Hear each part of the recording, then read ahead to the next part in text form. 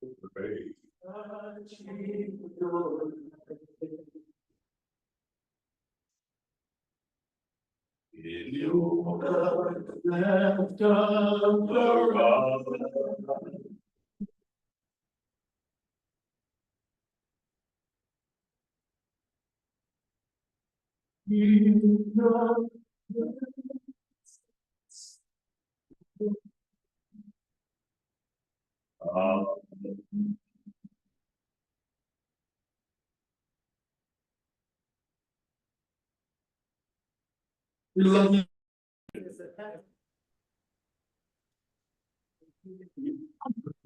Give the description. Yeah, I'm looking at that. Perfect. But that.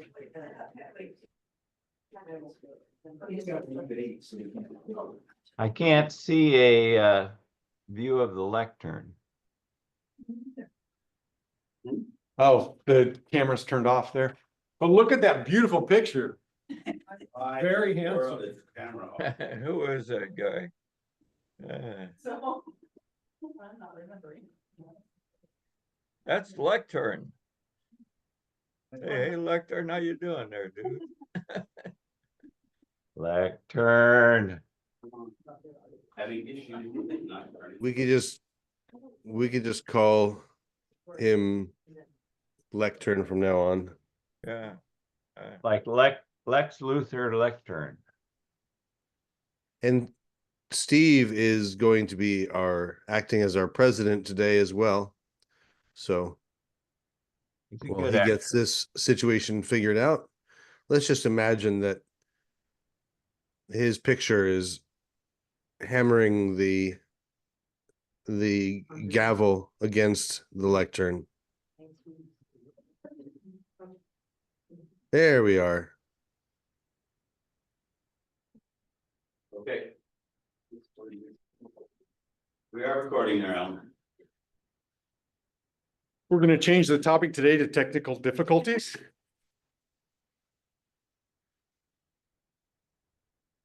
Welcome, everyone.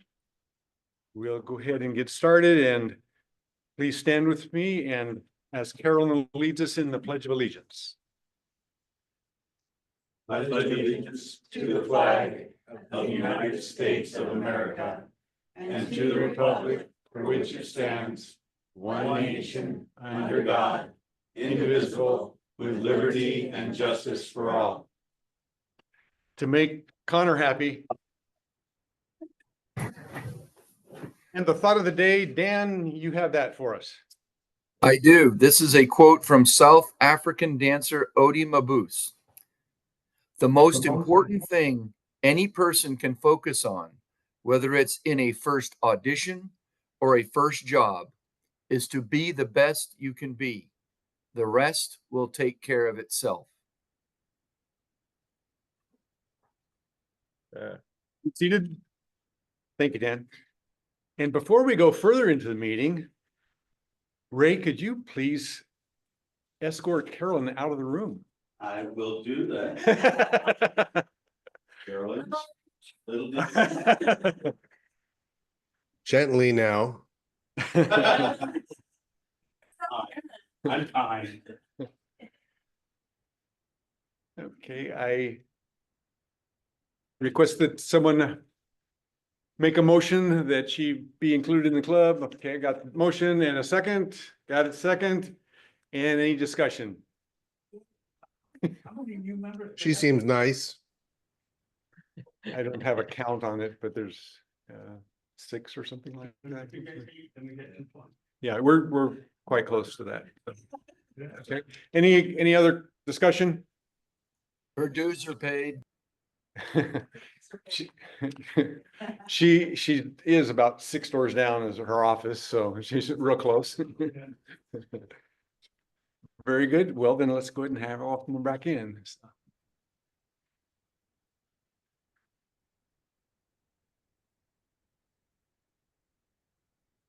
Come on up, Beth.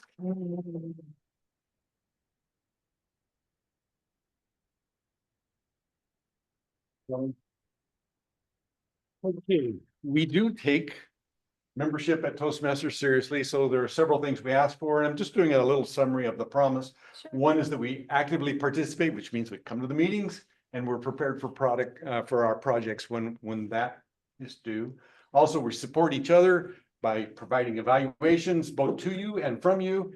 And then we pursue leadership because that's one of the goals of Toastmasters is to become better leaders. And then we're upholding integrity and professionalism. So that we're following those guidelines that are laid out in Toastmasters and promoting growth by talking to other people about Toastmasters and inviting them to come. If you agree to do that, say you will, and Yeah, I will. are you will, okay? And then the other part is for us to participate in doing the same for her, supporting her and creating that environment. If you agree to do so, please respond saying, I will. I will. You are official. And you get this guy, which you can, Yeah. put in the grammarian slot back there. Okay, Yeah. welcome.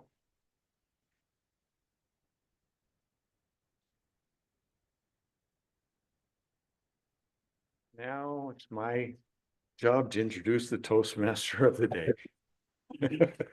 I bet he's really looking forward to this. Seeing he didn't send me an introduction. Here's Alan.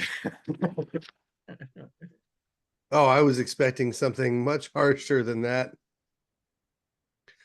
Good morning, everybody. Good morning, fellow Toastmasters. And thank you for making it to the meeting today. I see everybody looks like they're dressed to the nines, as if it's your job interview.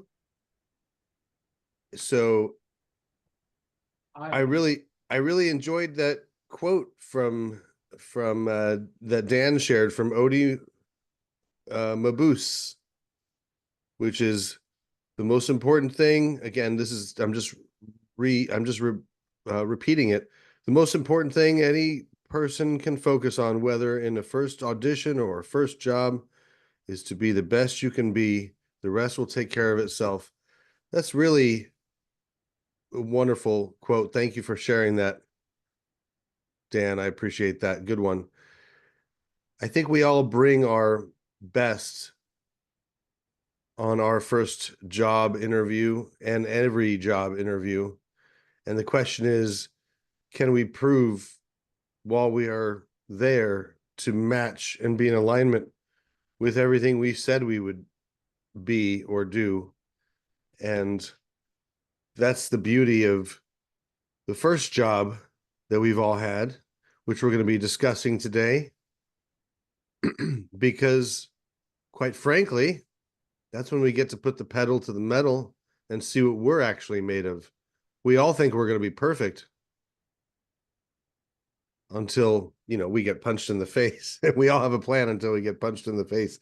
And sometimes jobs will do that. My first job was as a gas station attendant at a Chevron 76 that was in a very busy area. And I learned a lot about myself at that time, 17 years old. But I'm hoping to hear more about you. I learned that I'm far from perfect. That's for sure. So let's get this meeting started. We're going to all have opportunities to speak today. And I'd like to start out by introducing our first functionary role, who is Jeannie Brooks, telling us how she will be the timekeeper and what she'll be doing today. Jeannie, would you kindly let us know? As timer today, I am going to keep our meeting on time. That will be my forte. But to do that, I have little cards to help. There'll be different ones for the impromptu speech or table topics, speakers, and evaluators. When you've met your time, you'll see the green card. I will come up here for the people online. Yellow, you'll see the yellow card. Red, that means your time is up. You have 30 seconds. Wrap it up. Wrap it up. If you see this, just stop. Time's up. This guy's going to come get you. Thank you. Thank you. Who is that guy? He's not a penguin at all. All right, next up to bat, I'd like to have Carolyn, who is covering for Patrick Locke as grammarian, let us know what she'll be doing. And thank you for having the word of the day there, forte. We will all try to use that. Go ahead, Carolyn. Hi, thank you, fellow Toastmaster. So we have forte today. Jeannie's already used it, so I'll check that off. The word of the day today means a strong ability, something that a person can do well. And I'm gonna take this today. So I'll be looking for excellent word choices, improper grammar, and the word of the day. Thank you. Thank you. Excellent. Our next functionary role is our third Tay functionary role, and that is going to be Steve Mathis. Steve, would you kindly come up to the lectern and tell us what you'll be doing as the OOHHRAAA counter? The third As I'll Tay counter role. today, I will be looking for the verbal pauses that we make and extra words that we're using that are fillers that don't need to be there. And I will make this sound if I remember to do so when you make those mistakes. And I'll give a report at the end. What was that sound again, Steve? I didn't hear it.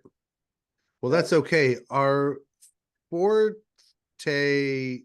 functionary role is Shin as the ballot counter. Shin, let us know what you will be doing as ballot counter, please. Thank you, Alan. So good morning, everyone, Toastmasters. My role responsibility is a ballot counter. If everyone finish speaking or speech, please hand over your small paper. Online members, my phone number 360-821-2552. 360-821-2552. Okay. Thank you Okay. so much. 360-821-2552. I hope I got that correct. And now, with the table topics, a very sharp looking Edward is going to share his forte with us, which is idioms. No, wrong meeting. Cliches. Cliches. Thank you.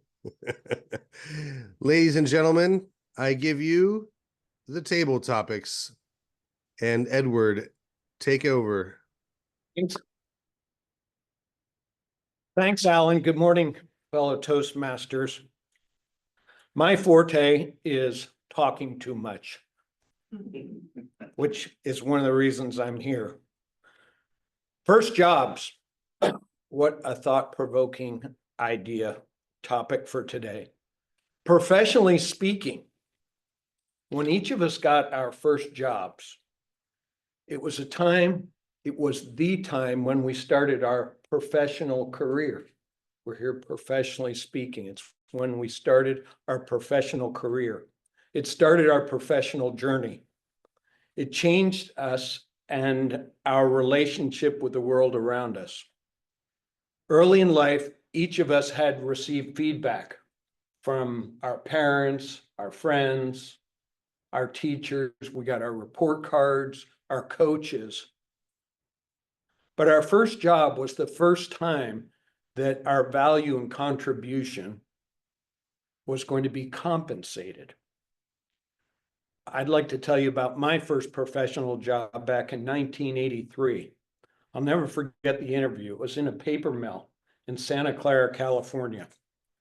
The general manager had his feet up. He's executive office. I'm in there. He had his feet up on his desk, sitting back, cigarette in one hand, paper cup of coffee in the other. And his first question was, "Why are your hands shaking so much?" An hour later, I accepted the job. He asked, when will you be ready to start?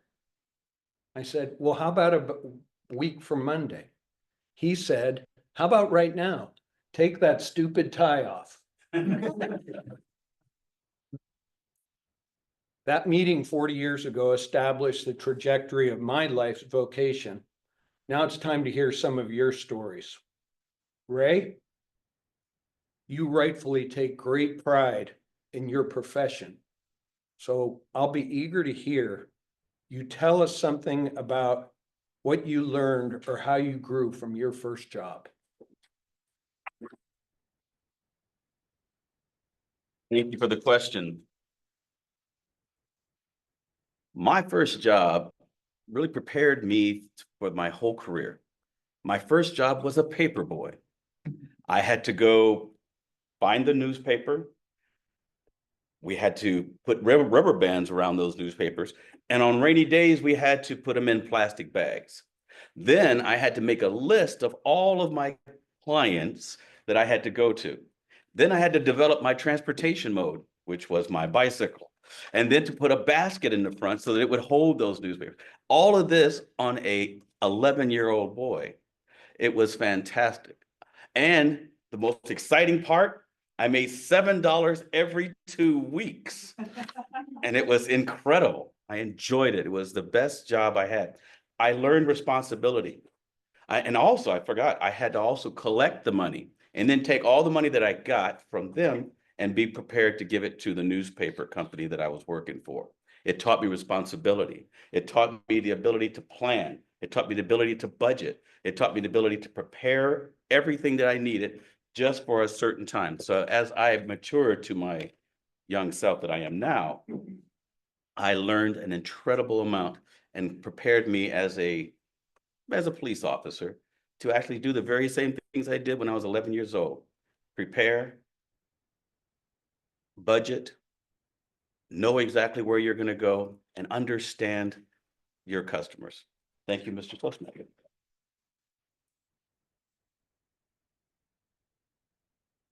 $7. I know the feeling. Wonderful story there. Dan Goodrich. As an accomplished electrical engineer, from what you learned from your first job, what is something you'd advise a young person seeking their first job in your field? Thank you, Mr. Table Topic Master. Appreciate the question. I was also a paper boy like Ray. I'll go into my second job, but I'm wondering, Ray, do you still have nightmares where you forgot to deliver the newspapers? I still have those. Anyway, I'll go with my second job in college, and that was I delivered clean linen at a hospital, but then I also had a literal dirty linen job where I had to also collect all the used linen and put them in these huge 7-foot high bins. And one time I got a call after I'd collected all the dirty laundry, had like 15 or so of those bins ready to go out to be shipped. And a nurse called and said, one of our patients lost their little, it's like a tube that they put water in that they sit on for comfort. Would you mind looking for that? And I looked over at these 15 bins, 6 or 7 feet high, and realized this is a needle in the haystack situation. But I went ahead and just started tearing through it. And some of the linen is in red bags, and red bags mean AIDS linen or biological linen. So I had to be very careful. But I decided I was going to find that thing. And I did. It took me 30 minutes. But what I learned there was if you can do something in your job, even if it's not in your job description, go ahead and give it a try. Now, it did happen that a month later, someone said they lost their wedding ring. And I said, I'm sorry, you're going to have to wait until the linen gets back to the factory. I'm not going to be able to find something like that. So a forte that everyone should develop is you will always have other duties as assigned in your job, and go ahead and do those things to the best of your ability. Mr. Table Topic Master.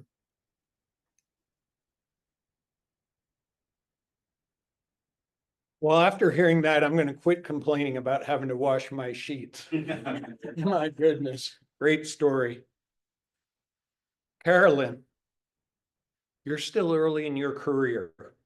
Can you think back to what motivated you to get your first job?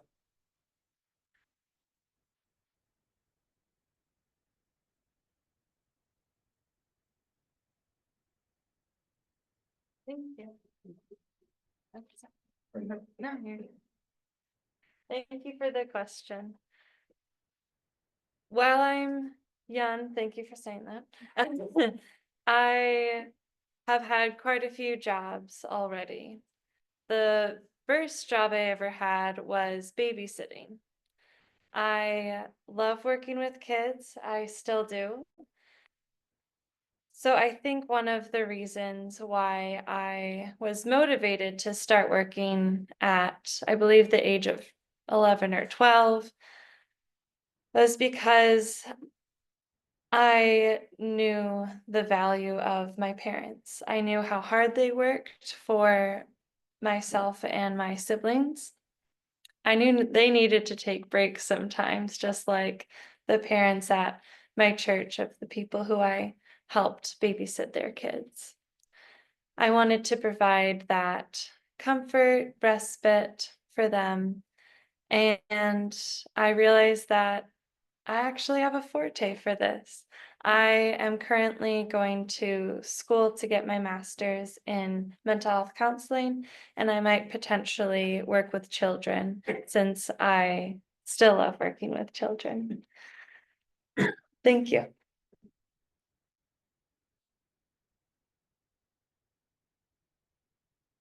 Wow.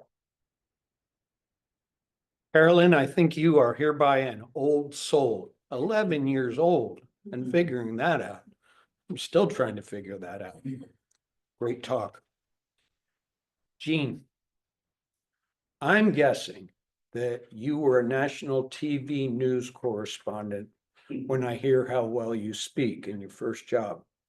Can you tell us what was your best memory of your first job?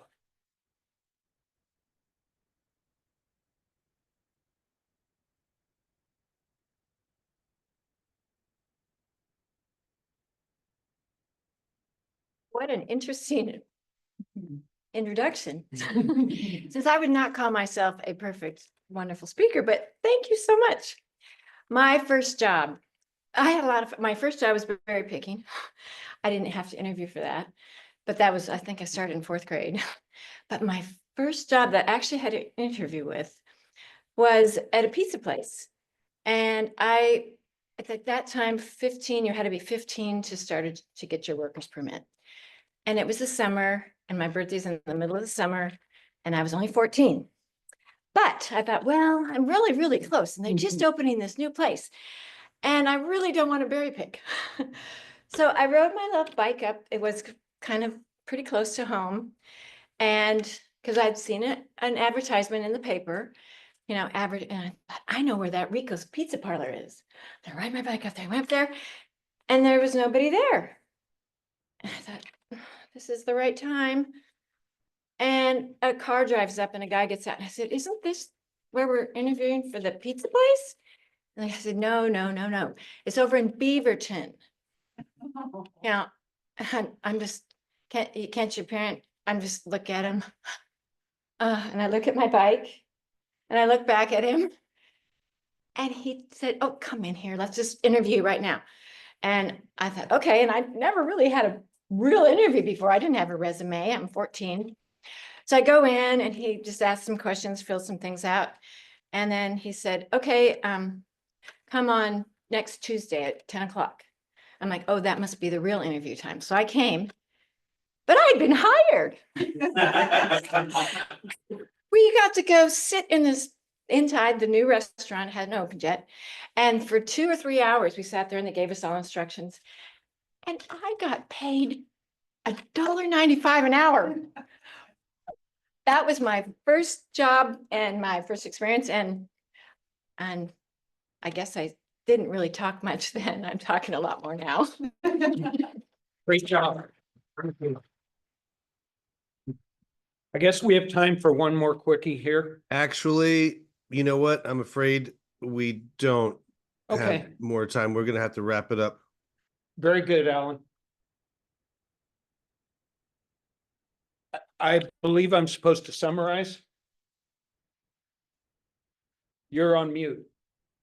You're Yeah, muted. yes, please. Go ahead and summarize for us. Tell us to vote and ask if everybody qualified. First, yes, Jean said, everyone qualified. Please, make your selection for the best table topics today. Ray talked about, Paperboy, $7 an hour, and Dan, the dirty laundry, and give it a try when you have a tough challenge. Carolyn talked about the value of parents and showed a lot of insight there. And Jeannie talked about her initiative and trying to lean forward over the line there at 14 when she had to be 15 to get her job. So please make your selection and pass them into the vote counter. So, all good, Alan? Thank you very much. I really appreciate that. Everyone go ahead and place your vote. Anyone online, Shin's number is 360-821-2552. Now we're moving on to the prepared speeches. And our first speaker today is going to be Beth Hall. And evaluating Beth is Julie. However, oh, there we go. She is there. Okay, I didn't see Julie. She was off the camera. Julie, go ahead and let us know what you will be looking for in Beth's speech. Excellent. Thank you. Well, in Beth's speech today, titled Oliver and Duchess and Mentorship, Beth is going to be looking for vocalization and effective use of hand gestures. And do you have the introduction, Alan? I do. Yes. Okay, very good. Thank you so much. Thank you so much. All right, Beth, if you wouldn't mind getting up close to the lectern. Thank you, Steve. Beth loves the Lord. She also loves being around her friends, family, housemates, her caregiver, Abigail, and Rhoda, the owner of the adult family home that she lives in. She enjoys being there a lot, and she especially loves having cats. Today, she may very well share why they're the best animals she's ever had. Beth got her cat as a little kitten, and now her cat's 10 years old. The title of her speech today is Oliver and Duchess and Mentorship. And this is 8 to 10 minutes. Beth, are you ready? Take it away. Thank you.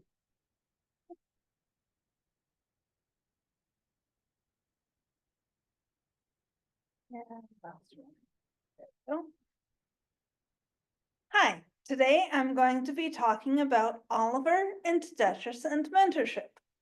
What do cats have to do with mentorship? Mentorship can mean different things to different people. For some, it can involve advice from someone older. I'm going to take a different approach to this subject. I'm going to be talking about emotional support and learning about caring and compassion from an unexpected source. Oliver hated thunderstorms. He would hide under a couch or under a bed until the thunderstorm had ended. I would try my best to comfort him, but he would not come out of his hiding place. Poor kitty.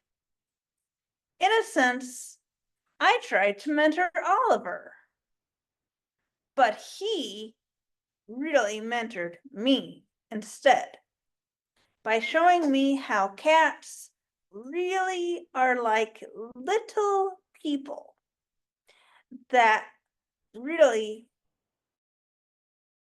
were and loved. What did I learn about Oliver and Duchess? Oliver showed compassion whenever I was sad. Duchess showed compassion by cuddling with me while I was sick. Duchess showed compassion by showing how much she loved me and how she knows my voice. Oliver had so much energy. It was always so much fun to watch him play with his catnip toys and get the zoomies afterwards. He will be missed by everyone who knew him. What did I learn from Oliver and Duchess's devotion? Oliver was deeply devoted to his family, but most of all, to my mom. Duchess is very deeply devoted to me. She will always be sniffing my mom's phone, which I should have brought up as a prop, and looking for me everywhere, like this.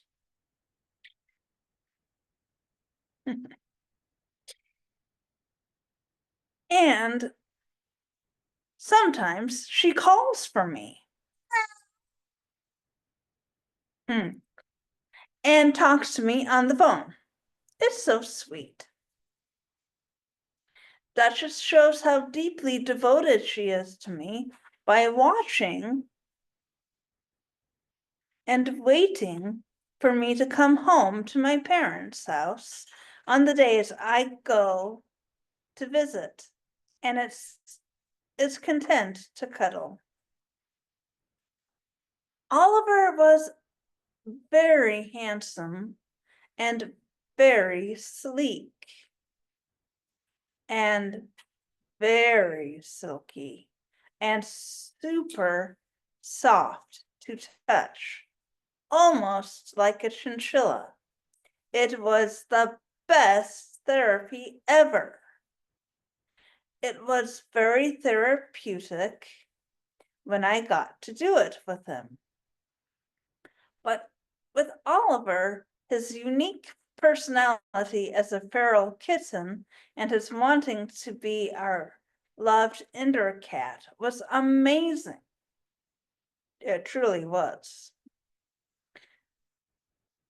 He went indoors and outdoors every single time because our dog, go figure, at the time would stand in the way and the cat would be like,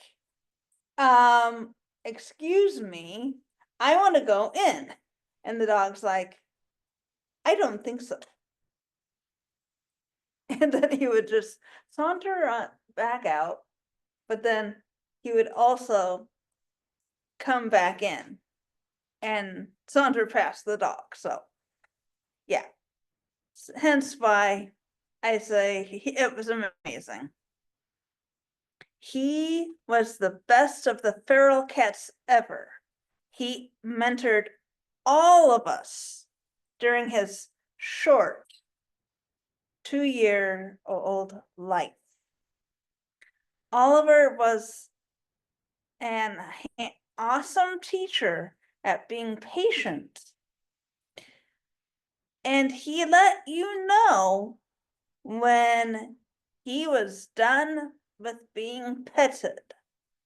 I, for one, am glad that he chose my family to be his. And if it was just for short for 2 years due to his heart condition and his quick heart attack that morning of February 4th, 2025. We will miss him and his funny little ways, and how much he loved us all so very much, and showed us every single day of his conditional love for us. I remember the good times that I had with Oliver, and he was truly the most special boy kitty I have ever known for those short 2 years of his life. He loved to play. He adored to be petted. He loved being around us and holding my hand, especially with his heavy head, for a good long time before he let me go and do whatever I needed to do that day. I was visiting my parents. Ollie mentored me in showing love to me and all his cat siblings. It was very special to me that he loved doing this to me. And he always loved being with my mom, as he was always her cat. He knew just how to share his love with us. We will never forget you, Oliver, for your amazing love for all of us and allowing us to be your forever family. We will miss you, but we know that one day we will see you again and we will be together forever and ever, happy and play with each other. Now I have my own cat named Duchess, and she has had 15 of her molars surgically removed by the vet at the Oregon Humane Society. And she also lost her 16th molar before she was able to get to the vet. Poor baby. I knew instantly something was wrong, like I mentioned before in my first speech. A little bit about her. She was drooling and sticking out her tongue. As I said, she lost 16 of her molars pretty quickly afterwards. But if I hadn't alerted my parents, who knows what would have happened to my baby girl and her mouth and her teeth. I was the one who took notice of her right away. Once I found her, I can't imagine what pain she was going through and what would have happened if I hadn't been so attentive to my baby girl. Now, after her surgery and after all her stitches dissolved, she's back to normal and acting like a little kitten again, showing our other girl kitty who's the top cat. It costs $1,000 to get the teeth removed. I'm paying it back $50 per month. I may need to get a job. In fact, I have a job coach and I'm volunteering at a clothes retailer. If I land a full-time job, I'll have to give another speech about it. Mr. Toastmaster. Thank you so much, Beth.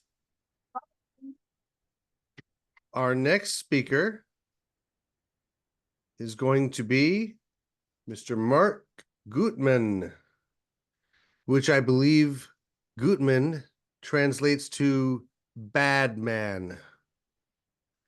And his evaluator, who is already ready, is Rebecca. Rebecca, let us know what you will be evaluating Mr. Badman on. Thank you, Toastmasters. Hello, Toastmasters. I am evaluating Mark Goodman today. His speech is Presentation Mastery Level 3. What he's asked me to look for is there too much information crowded in his speech? Does the delivery seem hurried? Is there a good beginning, a clear outline, and a good ending? Thank you. Thank you. It's easier to talk about a problem you have if you think you can't really be blamed for it. Mark's diabetes is not a lifestyle disease, but today he's going to adjust the camera. He's going to situate himself smack dab in front of it.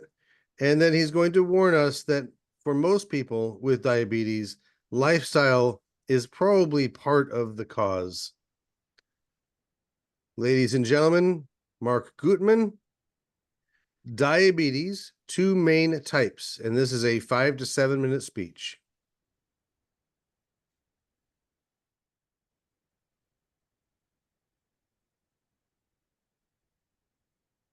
Diabetes, 2 main types.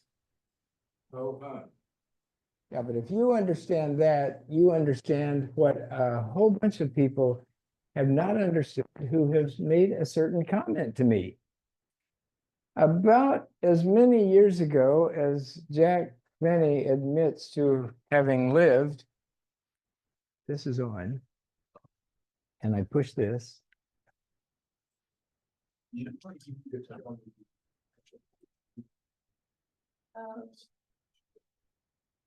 Second. About as many years ago as Jack Benny admits to having lived, I was diagnosed with diabetes.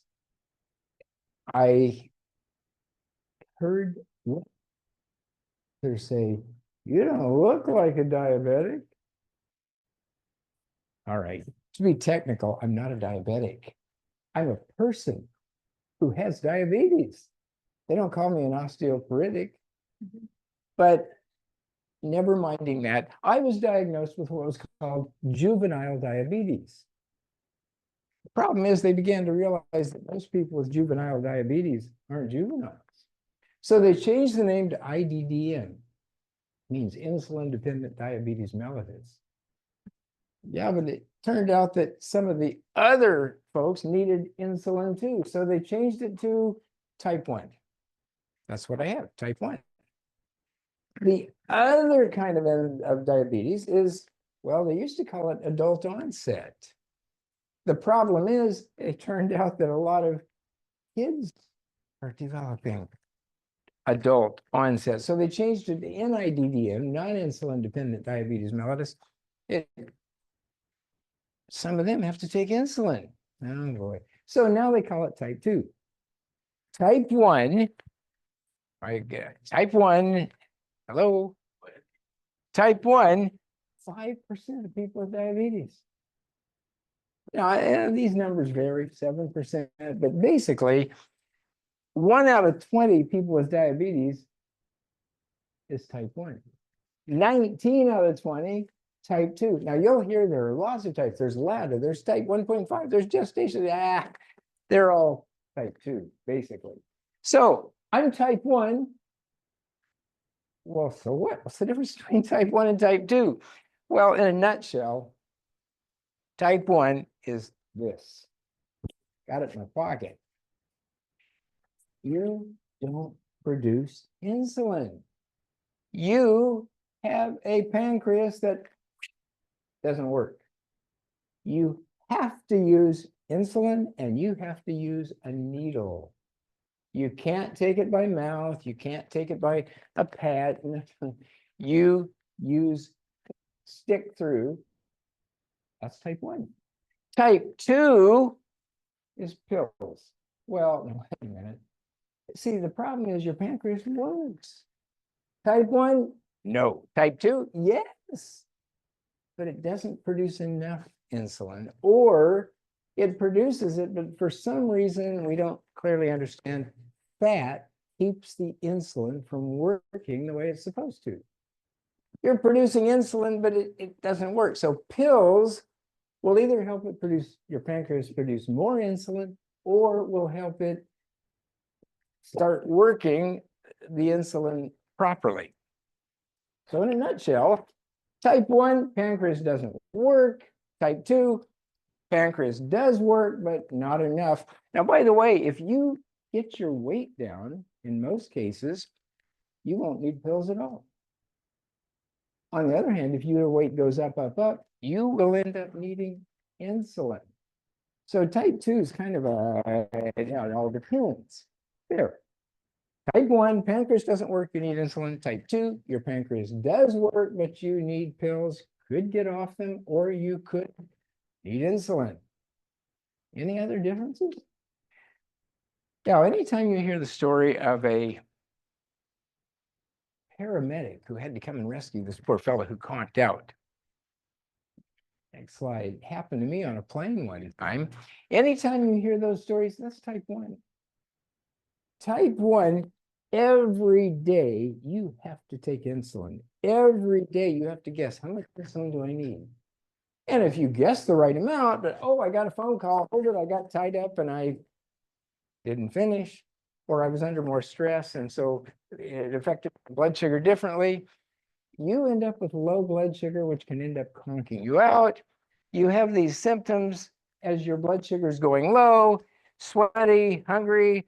Now, I've never had a headache, and of course, I've never, well, no, scratch that, but low blood sugar often turns into you conk out. That's type 1 because of all the guessing with insulin. Type 2,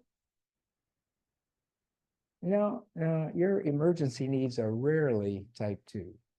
Type 2 is, the problem is your symptoms don't show up right away. You don't suddenly get sweaty. I've got to have, you can go without medication for months. In fact, people do it for years. And some people who know they should be taking pills, that forte from pills, you know? So they don't take them. And their blood sugars go up above and stay above where they shouldn't, above 140 weeks, months. Adult onset type 2 diabetes is the leading cause of amputations, of adult blindness, of kidney failure, causing dialysis. Bottom line, type 1 is you've got to deal with it right now. Type 2 you can put off. And unfortunately, people do. The results take longer to show up.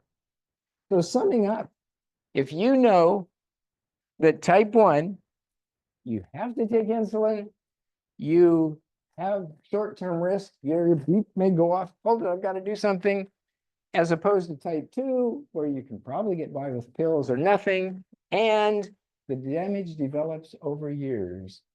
You know what most people did not know who came up to me and said, you don't look like a diabetic.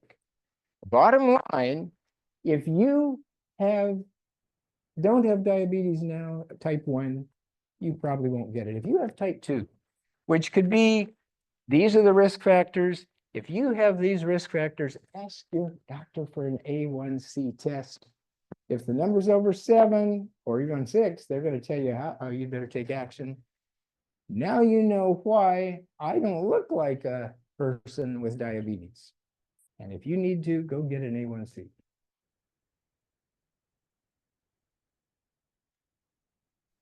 Thank you so much, Mark. That was very informative. You are a good man. About time you said, never mind. Our third and final speaker today is Ann Coleman. And Ann will be evaluated by the other Mark, who I assume he must be the bad man. So we can't have two good Marks, can we? Is that even possible? I think they're both good. You know what? I'm just going to say it. Mark, you're a good man too. Take over. Let us know what you're going to be looking for in the evaluation. Thank you, I think, Mr. Toastmaster. Well, today in evaluating Anne, she's asked me to look for, pardon me. She's asked me to look for natural gestures, her vocal variety in this speech, as well as, I would say, her style. Her goal is to come across as friendly yet polished. And in addition, I will be paying attention to how well she uses eye contact as she pedals along through this speech. Mr. Toastmaster. Very good. And I can't see Anne, but I assume, oh, there's Anne. Hey, all right.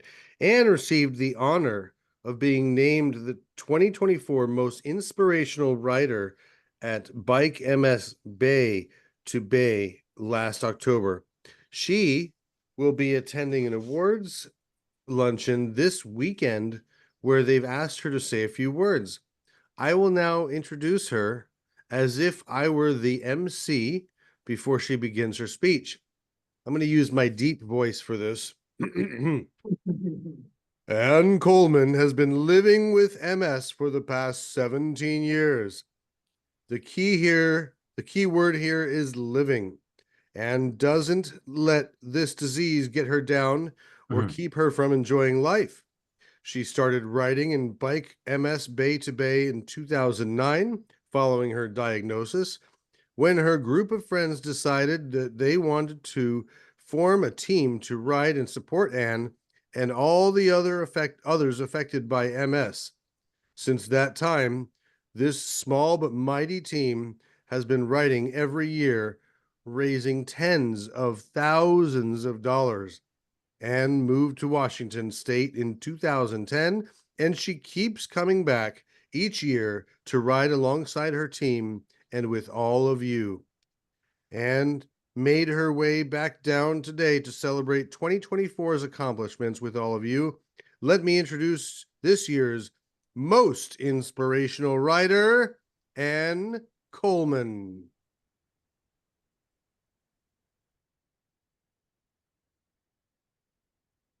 Everyone, I am so happy that I made it down here this morning. I caught a 6 a.m. flight just to be able to come and celebrate with you all, and I'm really glad that I made it. But before I get started, I wanted to thank everybody who was involved. I want to thank the Von Sprecken family, Renata, Cindy, the whole Bike MS team, all of you, as well as my team, Annie's gang. And I wouldn't be standing here without all of you to motivate me and push me along. I mean, literally push me along. You're all here because you're top 150 fundraisers, or you're board members, or you are sponsors or supporters of Bike MS. And I just want to say thank you.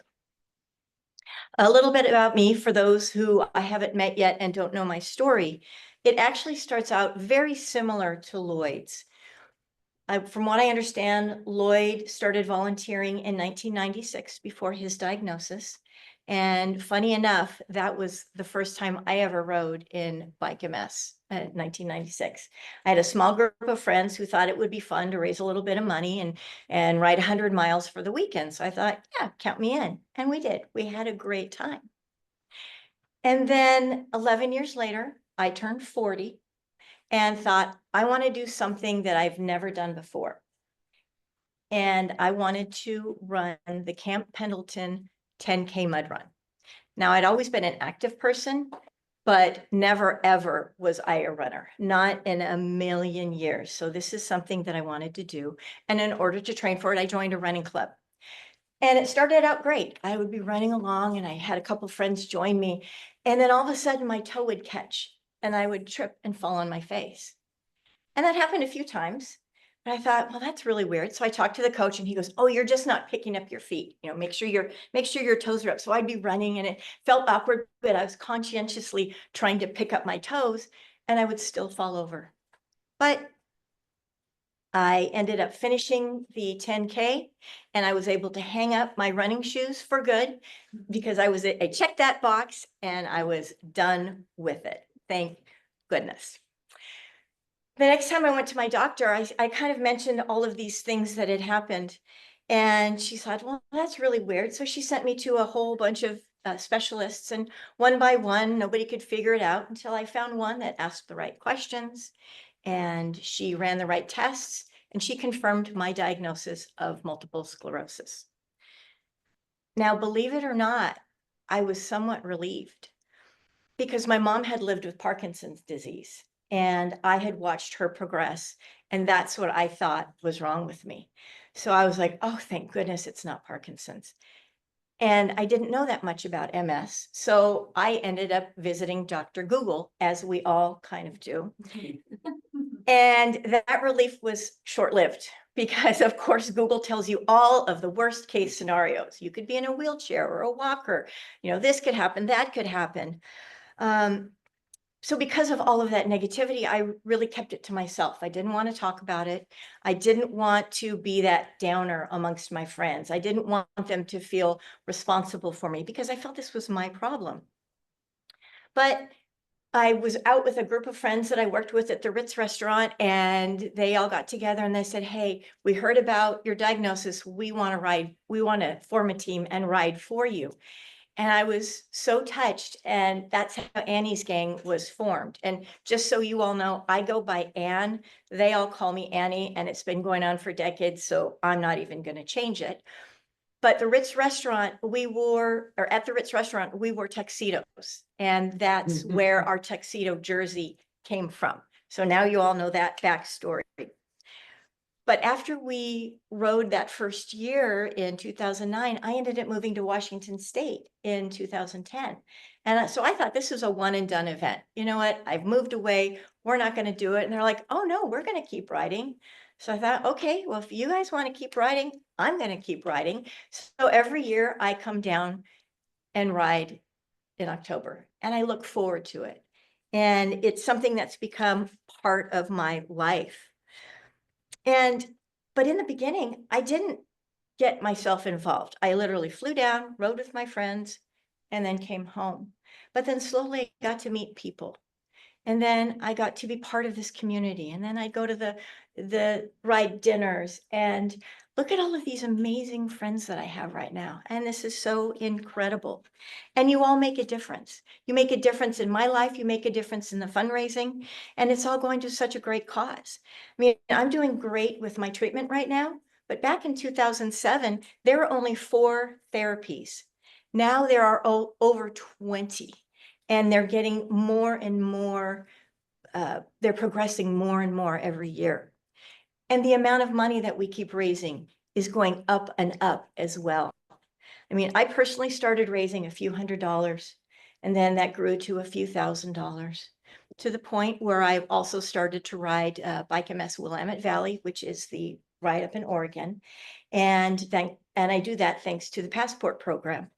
And here's a funny thing is that there's a group of Howard's team that actually comes up and rides in Oregon. So it's kind of fun to see a California team up in Oregon, and that kind of helps spur me along as well. And this May, I'm going to attend my 3rd Tournament of Championship weekend. And that's something that I never thought that I could attain. And that's when you're $10,000. And that's absolutely incredible. And then this year, I've got several teammates that have also reached that goal, and they're going to come along with me. So it's incredible to see the progress amongst this group of people.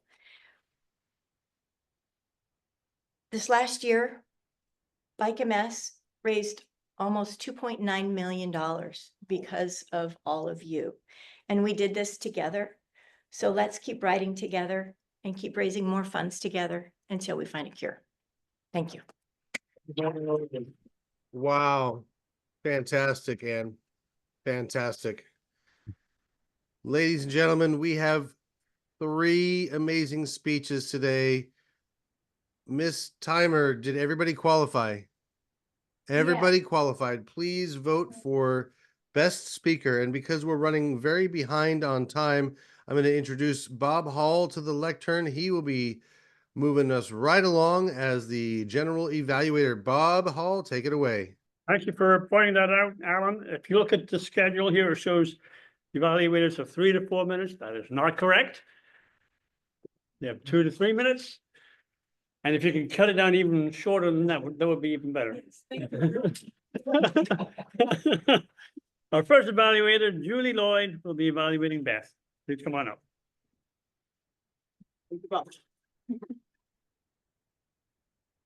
Beth, great speech. First of all, I'm so sorry that you lost your cat.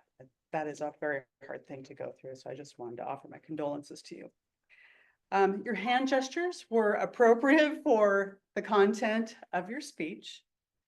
You gave really great descriptive words. You're a natural storyteller, and I think that comes out in your speeches. One of the things that I find challenging, though, is when a person is just telling the story, it's hard to find the hidden nuggets in the speech.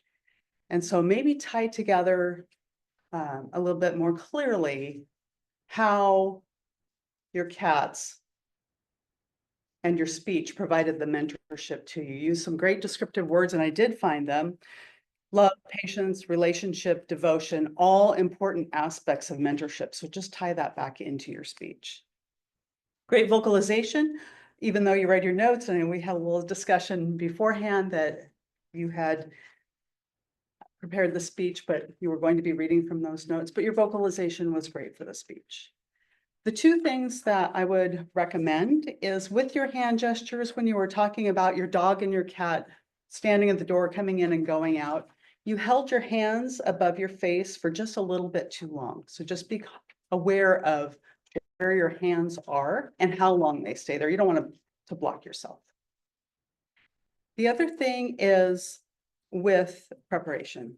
I received the information at the very last minute this morning. So just if you're not able to find a phone number, there's lots of folks here to reach out to. So just take advantage of that. And then where you knocked it out of the park, when you're grieving, it takes a lot of courage to tell the story. And by telling the story and continuing to tell the story, you take the power out of the grieving. And so I think you did a really great job. Thank you, Beth.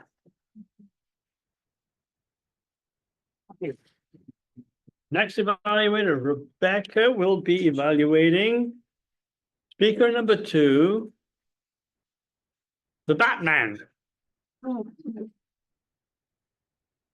Thank you very much. Thank you, did I call you Mr. Evaluator? It doesn't matter. General evaluator. General, oh, sorry. It's okay. You're the evaluator. All right, so I decided to go with the 3-2-1 method. 3 things that stood out: 2 gentle constructive criticism and 1 wow factor. Mark, thank you for the education. It was awesome. One of the things that stood out, I love it when people tell you what an acronym is and not just assume. IDDM. I was writing really fast. I got insulin, diabetes, something, but I was paying attention, and yes, I love that about it. Another thing that stood out, this is what you said. I'm not a diabetic. I'm a person who has diabetes. Beautiful. And then you made a point to say type 2 is diabetes that people have time to put off or think they have time to put off. Type 1 is something you deal with right now. That was just a great, I mean, you really grabbed us when you said that. Just gentle constructive criticism. Jack Benny admits to having lived. I knew Jack Benny, I heard that name, but I didn't quite remember. So maybe if you could just give us a little bit more like, this is who he is, because I had to go look it up who it was. And he's an actor. And the definition of insulin. A lot of people know what diabetes is, but just go a little bit more in depth, maybe, because there's some people out there that just don't know what the whole thing means. They understand it to a point, but if you could just give a little thing of this is what insulin is. The wow factor. I just realized that was going on. I'm sorry. Your visual aids. Wow. You pulling the insulin out of your pocket. You having that one slide that had the 6 different types of illnesses for type 2. Everybody just, that really grabs you when you can see things. As far as everything you asked for, oh my gosh, not too much information, just the perfect amount. Your delivery did not seem rushed at all. The beginning was great. You had a clear outline and a good ending. I learned a lot from it, so thank you so much, and I hope everybody else did too. Thank you very much, Mark. And our third evaluator, online, Mark Phillip, evaluating our third speaker. Thank you, Mr. General Evaluator. And today, I believe this was an excellent speech. I'm excited to hear that you're going to give this speech live, the way I understand it. A couple things from what you'd asked for me to look for. I'll start with eye contact. I believe your eye contact is good. You could improve that perhaps by most of your eye contact is panning.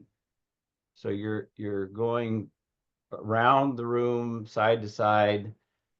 Remember to stop. It's more personal when we look at individuals and stop more momentarily than the panning doesn't necessarily convey connection.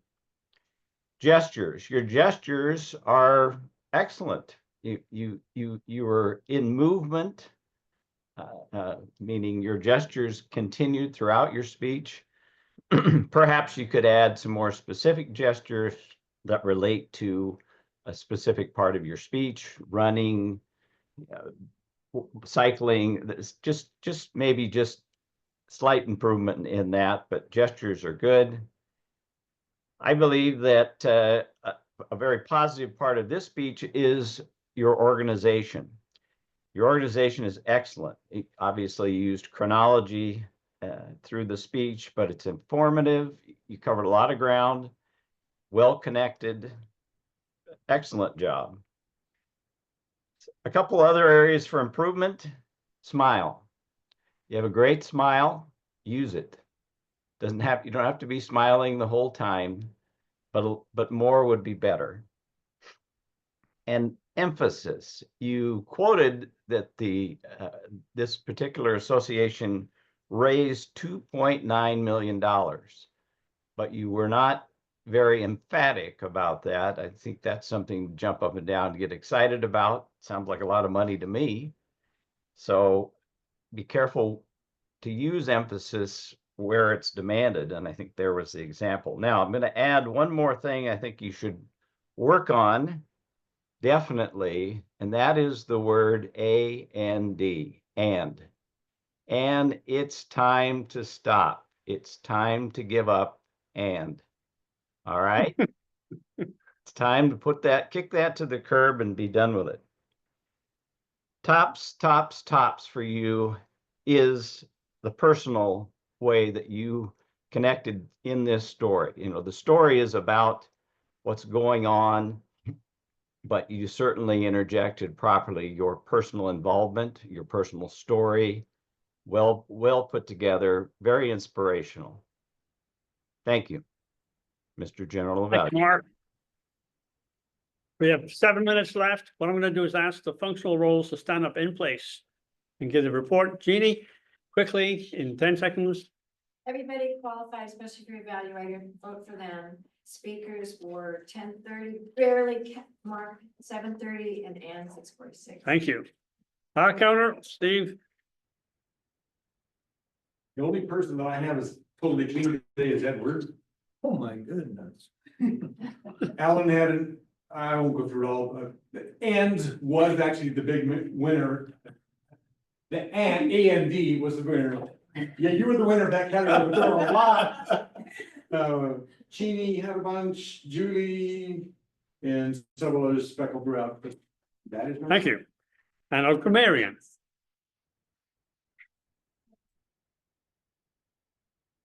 Jeannie had one, well, Jeannie, Edward, Dan, I, and Bart all used forte once.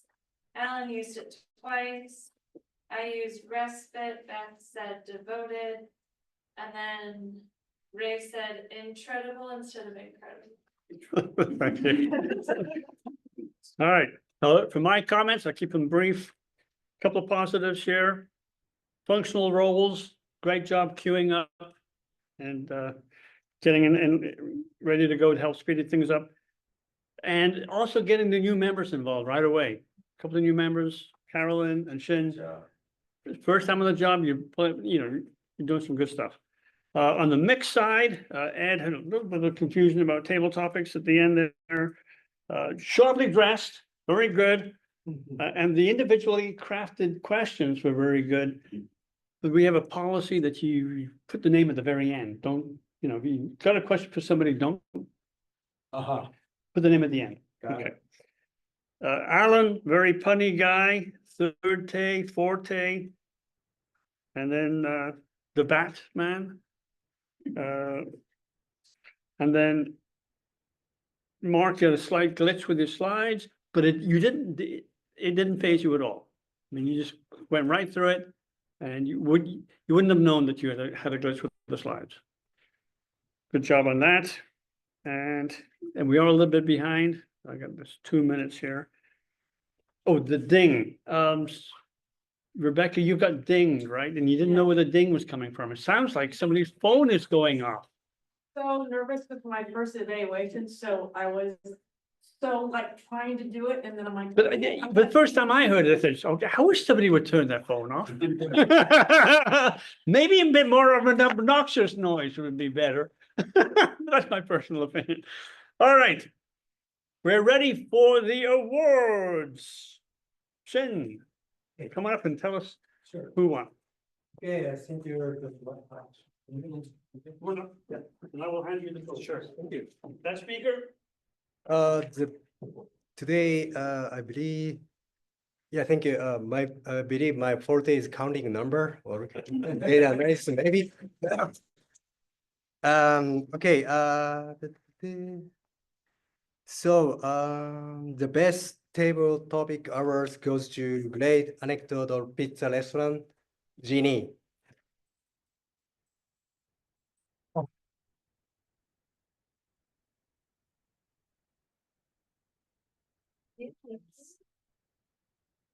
Okay, best evaluator awards today goes to, best speaker goes to Anne. Congratulations.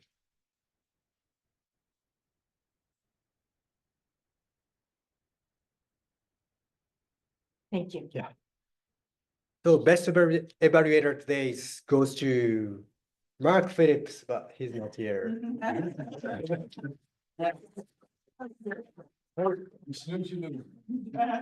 Hey, Mark, congratulations. Thank you, Shin. Yeah. And finally, our inspirational board is going to be given out by Jeannie. Come on up here, Jeannie. I'm sorry. All right. Okay, so today, it's always, this is a hard, inspirational word, it's always kind of tricky, but it was easy today.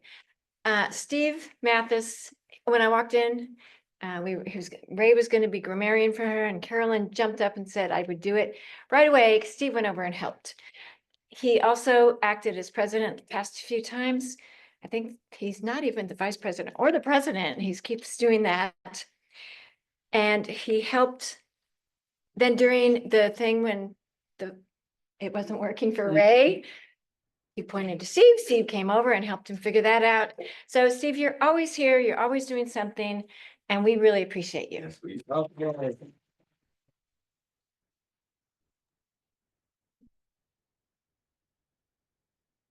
All right, Alan, you got 1 minute to wrap it up.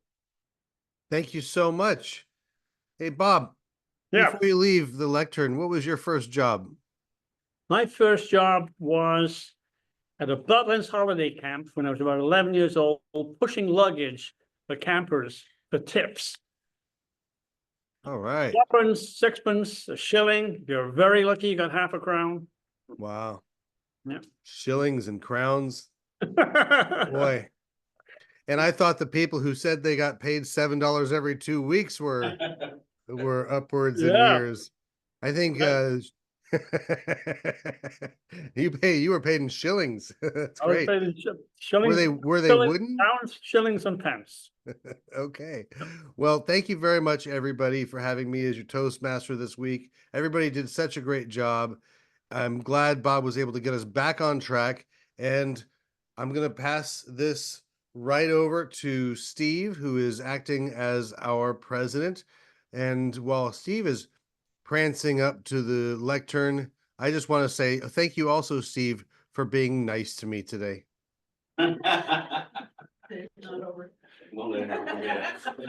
As Julie so aptly said, the day is not over.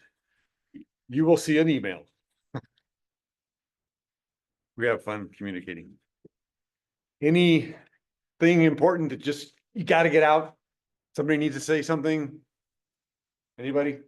I'll mention, sending out a quiz next week. I discovered some problems in the, never mind. But there's no quiz coming out for last month until next week.